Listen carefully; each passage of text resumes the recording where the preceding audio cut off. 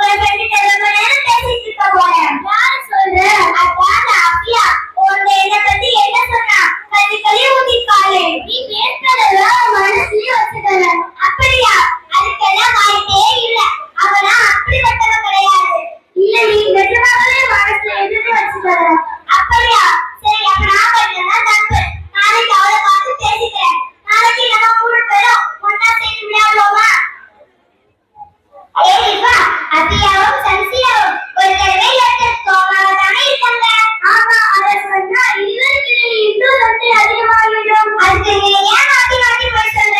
இது போயே கிடையாது. மக்களை சமாதானப்படுத்துறவங்க அங்கேயும் இங்கேயும் புரிந்து பேசுவார்கள்.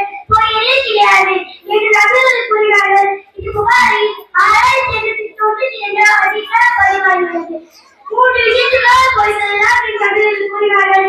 அது என்னன்னா, போட்டதுக்காக போய் சொல்லலாம், மக்களுக்கிடையே சமாதானத்தை ஏற்படுத்துவதற்காக போய் சொல்லலாம், குடும்ப ஒற்றுமைக்காக கணவன் மனைவியிடமும் மனைவி கணவனிடமும் போய் சொல்லலாம். இதுபோல் முஸ்லிமில் 5073 அதிகாரம் பதிவாகிறது. அஸ்ஸலாமு அலைக்கும்.